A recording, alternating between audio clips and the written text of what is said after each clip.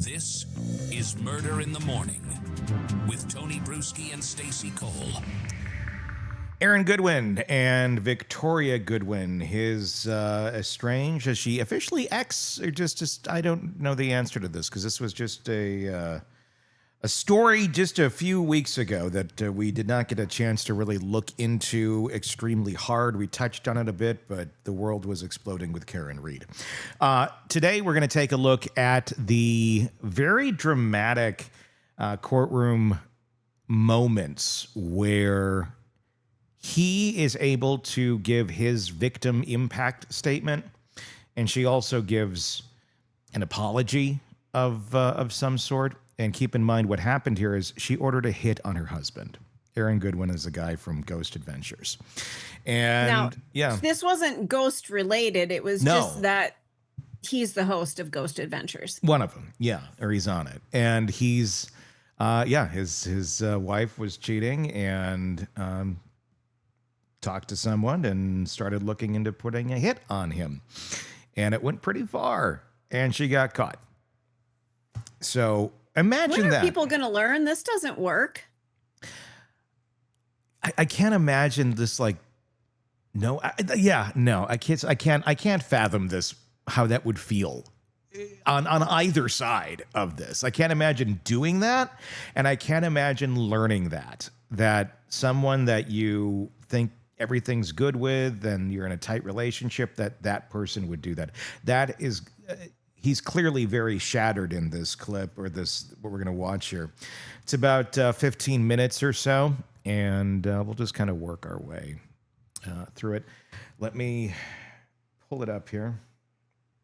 Again, I know that people are concerned about financial things. Usually I think that's what the motivation is. They don't want to lose everything, but knock it off. Yeah. I gotta turn headphones on. No, Your Honor.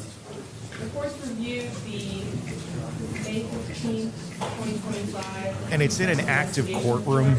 As well as And the audio will get clearer here in a moment. Defendant on May 29th, 2025, as well as all of the letters that have been submitted. And it's the court's understanding this is no recommendation except the state has the right to argue facts and circumstances. Yes, Your Honor. And is there going to be a victim speaker with you? There is Aaron Goodwin here, who's just in the anteroom. He's coming in right now, so we're going to ask that he speak last for the statute. Go ahead. Thank you, Your Honor. As I kind of spoke to opposing counsel, I even spoke to Aaron about it. One of the reasons we're not making a recommendation as to sentencing is we kind of acknowledge that, look, this is someone who doesn't have a record, right? Who's never kind of done anything like this before. But the concern I've always had is when you look at the facts of the case, they are serious. This is not a situation where maybe an unhappy wife simply kind of made a fleeting text that said, oh, I can't stand my marriage, I wish he was just gone, or something along those lines. It was far more than that. The concerns that I have about the case are when Mr. Amato's phone is seized and they look into it, what you can see is on October 2nd of 2024, there is a text exchange between Ms. Goodwin and Mr. Amato, who is a convicted murderer out of Florida, where they are expressing their love for one another. She is acknowledging that her husband would never accept a divorce. She says things like, I'm so anxious, I just can't believe this is happening, what the F? How did I get to this point? Am I a bad person? And when Mr. Amato asks, well, why do you say that? And she's like, because I'm choosing to end his existence, not divorce. Those are very serious comments. When you couple that with, on that same date, she is relaying information that Mr. Goodwin was in Barstow, staying at a Best Western, provided him pictures of what he looked like, the car that he was driving. And that there's discussions that Mr. Amato's buddy named Gordo is going to take care of the situation, the facts become more serious. And even from those text messages that talk about setting aside, $1,100 $11,000 for Gordo. And ultimately, this investigation revealed about $60,000 was sent from Ms. Goodwin over to Mr. Amato, or associates of Mr. Amato. And I know the sentencing memo kind of talks about, well, maybe some of that was blackmail, but when you have the following day, you have Amato on that phone texting Gordo being like, hey, is it done yet? It hasn't been done. All of that's very serious. And the one thing I didn't see in that report was simply, at no point does Ms. Goodwin ever try to claw it back. At no point does she say something like, you know what, I was just kidding, I don't really want to go through. Like, you don't ever see anything along those lines. And that really is ultimately the concern for the state about the seriousness of it. And so look, whatever you think is appropriate is certainly appropriate. I just think at the end of the day, we don't see these solicitations very often. Like, you know, I handle murders. We don't really get solicitation cases that often. But there's a lot of there. That's a lot of detail, a lot of locations, and a lot of money that I think elevates this to a certain level of consideration. Lastly, I'm just going to say, look, I'm not going to speak for Aaron. I think Aaron is going to share with you how this has really impacted him, and I don't think I can do that justice, but I will submit it to the discretion of the court. Your Honor, and I'd just like to comment briefly on the facts. I know he wrote a longer sentencing memo, and I appreciate your patience because I know you read it. With regards to the facts, there is, to me, a clear line where Ms. Goodwin had abandoned the conspiracy. We may disagree, and I don't know if it will do with the state, whereas who initiated the idea of, you know, the murder. But with Ms. Goodwin, it's clear that as of November, she had completely distanced herself from the group. She had moved on from it. There was very limited contact. She had nothing further to do. No efforts were made, and the phone exchange ends. I'd also comment, and I know we do in the sentencing memo, that neither Mr. Amato or Mr. Gordo, as we sit here, have ever been charged with a crime. So it's just Ms. Goodwin who sits here today, and as far as I know, there's no intention to ever file charges against either of those two individuals. I think it is clear that Ms. Goodwin, after the initial, payment, was being extorted, that she was threatened. There was a call to the police that was outlined in the sentencing memo, and that was the reason for the additional payments. It wasn't a continued, I want to keep paying more and more. We really got to make this happen. There was the initial payment, and after that, the circumstances had substantially changed. But as the state mentioned, and you look today, Ms. Goodwin is a person who prior to this had never been in any kind of trouble of any kind. She did what you would expect someone to do when they are arrested for something. She took full responsibility. As I think we're 92 days from the day she was arrested to the day we're before Your Honor, which on a case like that, I would submit is very fast, and that's because Ms. Goodwin said, I don't want to make this any tougher for Mr. Goodwin. I want to take responsibility. I know what I did was wrong. Again, as we sit here, you can see the back row. That's Ms. Goodwin's family, some friends as well. She's got tremendous family support. They love her. They would have gladly, this was not an unreasonable bail that could never be posted. She recognized that there should be some punishment element to this as well. So she sat in custody for 92 days when the family would have gladly posted a bond to get her out of custody, but she wanted to come before the court and let everyone here know that she understands there are consequences for her action. We would submit that she's an excellent candidate for probation. Many of those reasons are outlined in the sentencing memo. She's not going to reoffend. She's never been in trouble before. She's going to move. She has no need to have further contact with Mr. Goodwin. They don't have children in common. She's going to move.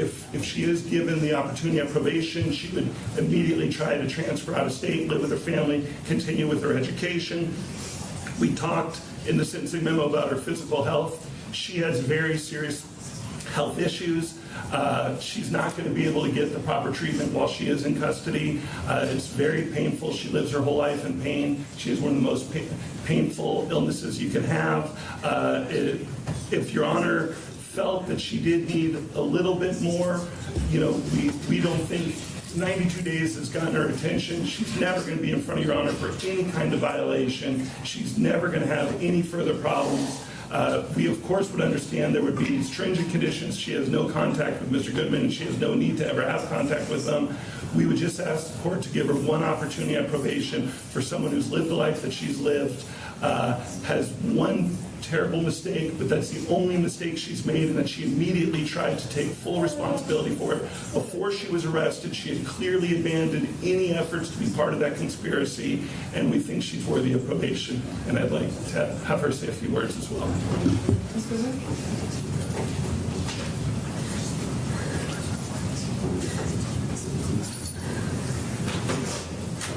Firstly and most importantly, I would like to apologize to Aaron. I'm so immensely sorry for the pain and anxiety I've caused you and the betrayal you undoubtedly and rightfully feel by my actions. I need you to know that I will always hold love for you. I genuinely pray you find your joy and peace again, and I will bow out of your life forever to hopefully ease that process. I'm sorry I broke us, and I am consumed with regret every day. My absolute promise to you is that you will never see or hear from me. I intend to leave the state of Nevada, and you and anyone else will never be in danger of me ever again. Secondly, I'd like to apologize to my parents. My actions are not a reflection of how you raised me, with unwavering love and support, and I know I'm better than this. Next, I'd like to apologize to the court. I recognize and understand my stupidity, the terrible nature of my crime against Aaron, my regrettable choices, and monumental lapse in judgment. This is my rock bottom, and I'll never forgive myself. Prior to my arrest, I was taking steps toward mending my marriage and correcting my mistakes that led me here. Now, having spent 92 days in jail, I've had plenty of time to reflect on my foolishness, and I'm that much more committed to never getting in trouble again and doing better in every aspect of my life, especially with my mental health. I am truly ashamed, embarrassed, and disappointed with myself, and am deeply and sincerely remorseful for my actions. This is not a reflection of who I am, nor the person I want to be. Yes, state will call Aaron Goodwin.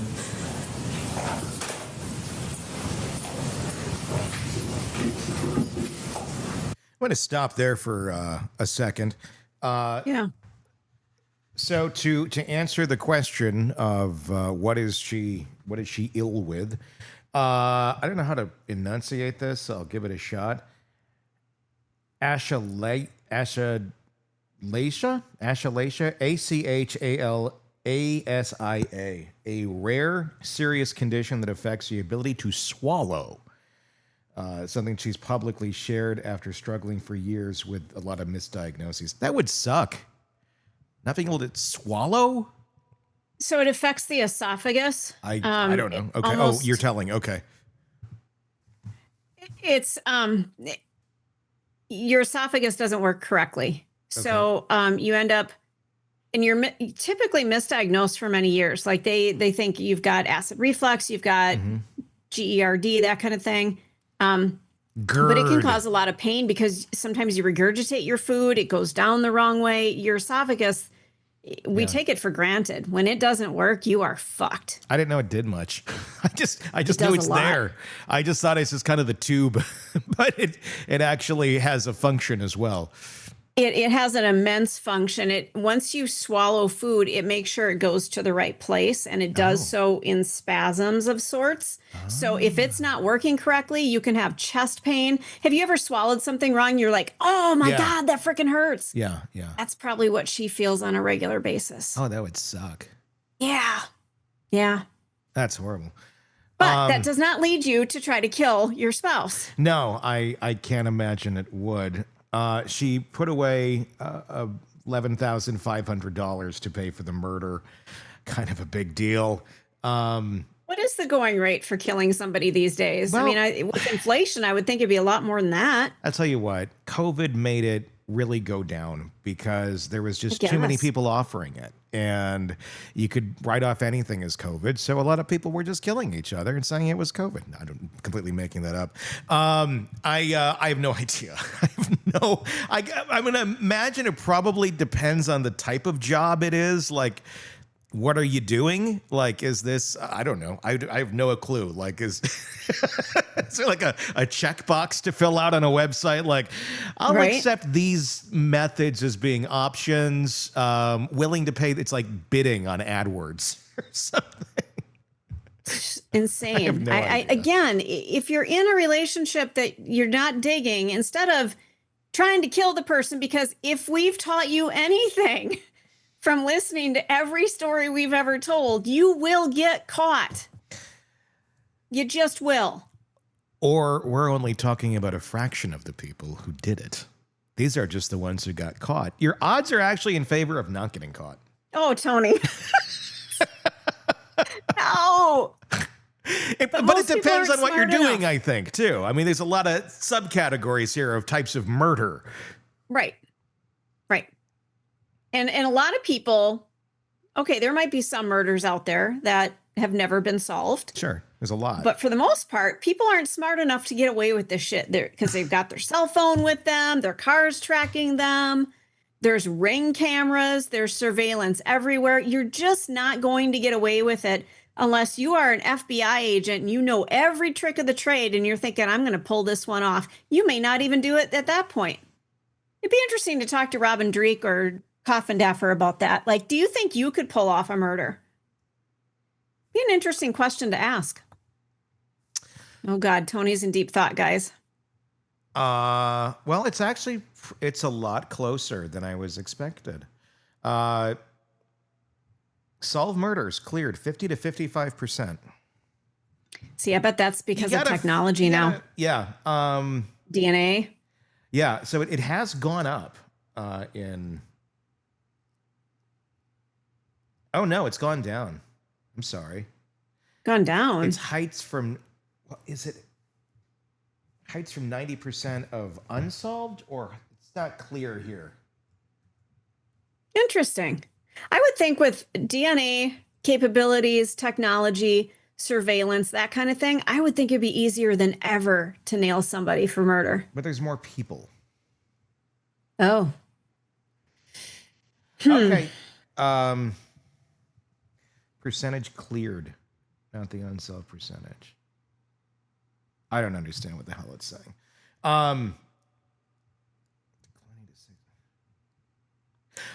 Okay. I'm going to ask this. Okay. Damn GPT. So 90% is unsolved or solved? I don't know. I would think it would be 90%. Okay, it's gone down. Okay, 90% of them were solved back then. Well, I guess we have to take a look at what we consider solved.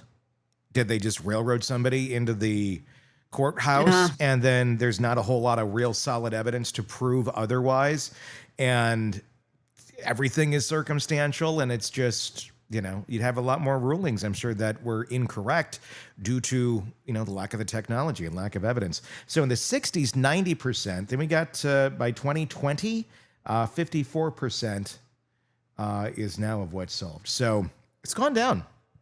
Interesting. But there's more people. I'm going to guess probably more crime. And more ways. Yeah, interesting. As there are more ways to be caught, there's more ways to not. And if we look at the resources that we have at a lot of these departments, especially if you're talking like a big city where you got like shootings and people dying every day that are murders, like Chicago or something, there's only so many people that can research these and really investigate. And there's, a lot of areas where they don't have the resources to do it. And the murders just go unsolved because who's going to solve them? Yeah.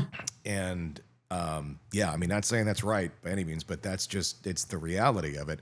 So I think you have that weighing on it too. That would be my guess. I don't know. Let's listen to Aaron Goodwin now give his statement. Madam Clerk will swear you in.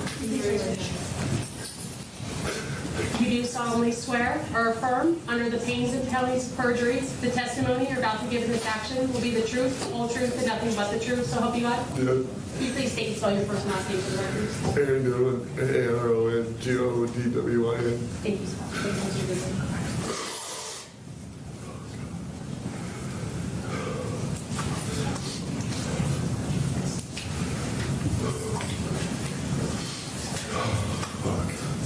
Sorry. Your Honor, for 7 years I thought I was in the most loving relationship and marriage with my best friend. Someone who I trusted whole heart and laughed with every day. Someone who made me feel like I was like I was her one and only. I was loyal to her and did whatever I could to make her happy. I thought we were something very special, and so did everyone else. After finding out she was cheating on me in September of last year with multiple men, including the man going by the name Vincent, who turned out to be Grand Amato, I gave her the option of divorce, or we could try to work it out, because I love her so much.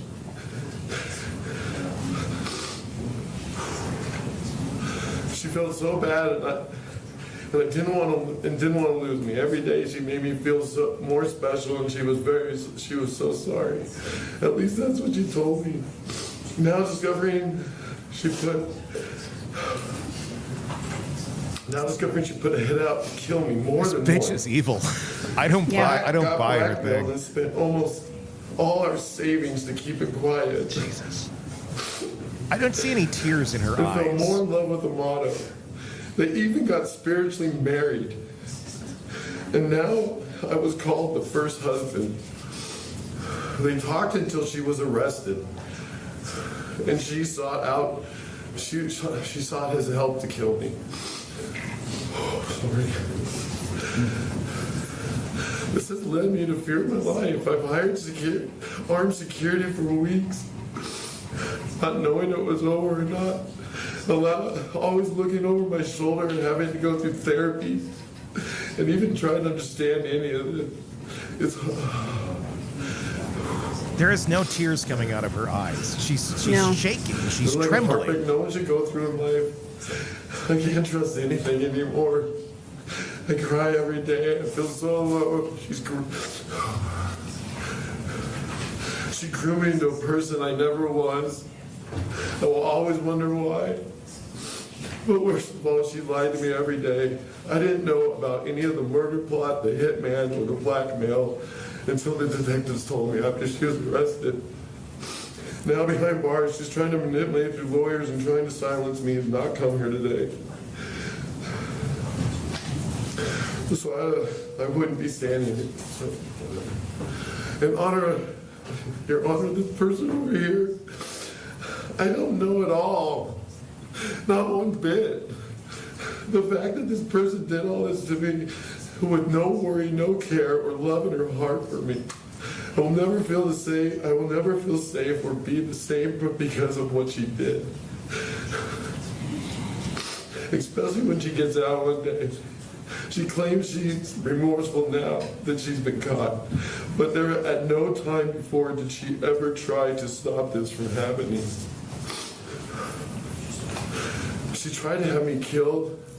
She gave my location to people. Truly believed we were trying. I truly believe with people she truly believed were going to harm me. She even asked for the updates on the murder. And this was all when I was just a loving husband. I thought, whether she got minimum or maximum time, I still won't feel safe whenever she's released. I feel like this deserves prison time. I don't know. So I just leave it in your hands, Your Honor. Thank you. Yeah,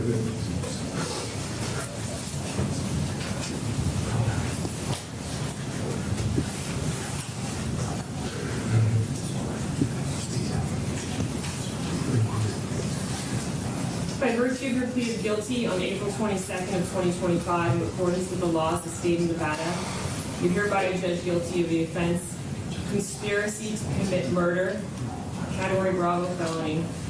In addition to the $25 administrative assessment fee, $150 DNA testing fee to include testing for genetic markers, and $3 administrative assessment fee, the court does now sentence you to a minimum term of 36 months and a maximum term of 90 months in the Nevada Department of Corrections. What is the credit for time served? 92 days, Your Honor. 92 days credit for time served. Thank you. And all name counsel users. Have a great day. Tell you what, she needs to stay locked up. Because this is someone who, even though she's, there's not a tear coming down her face. I tell you what, she gets free. Look out, anybody that gets in her path, because this is not something that's going to change. She's going to go find other victims and probably not even realize that's what she's doing. It's another one. According to Dr. ChatGPT, obviously we can't diagnose anyone. I did ask it. I said, what kind of personality disorder might Victoria Goodwin have if we were to speculate? So it's the triad. It's everything I was going to guess it was going to be. Antisocial personality disorder, narcissistic personality disorder, and borderline personality disorder, or a combination. It's probably a little bit of everything because a little column A, column B. Yes, because borderline is kind of that. It's a little bit of this, a little bit of that. I said to myself, borderline, when I just started watching her. I have borderline, Dar. Yeah, you do. I do. Yeah, absolutely. My attention goes to Aaron. Yeah. So she gets locked up. She's put away. He's got security that he's hired because he doesn't feel safe in the world. How many times a week does he need to go to therapy to try to reclaim who he thought he was? Oh, God. Which turns out to be this huge lie. I feel How horrible. do you get beyond this? Well, he's in Vegas. Somebody you There's loved. a lot of strip clubs in Vegas. Oh, God. Well, he could go that route. Go and man, have your thoughts do you drift ever away. get on a dating app again? No, I mean, well, it's number one. It's hard for him. I know. I'm going to guess it's not the easiest to date someone who wants to be with you for you. You'd have to. Maybe a dating app is the thing, but you put a different name on there, so no one's just clicking on it because it's you. Right. And I don't know, make yourself look a little different in the pictures. I don't know. I don't know how that would work because of his notoriety. You're going to have a lot of people that's like just wants to be, and you know what? I'm sure if you get with someone like that who's really into what you do, yeah, it can certainly fill your ego up, but they're not there for you. They're there to tell their friends that they're with you. And obviously this woman had no regard for him, and eventually that kind of wore off and wasn't a big deal anymore. Wanted to get out of it. Yeah. Yeah, I mean, he was a source for her for so long of probably having an identity, but her identity, I mean, borderlines half the time don't know what their identity is. And they're chameleonish. So yeah, I mean, I would very much guess that. Again, it's all, who knows? We can't diagnose her. But if I were to take a wild guess,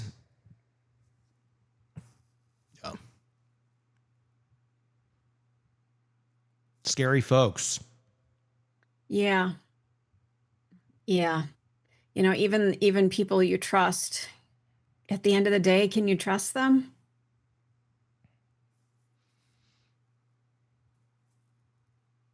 Yeah. I mean, that's the question. It's not easy when the person you supposedly love, or they loved you for a decade, suddenly is, ready to take you out, and maybe other people very close.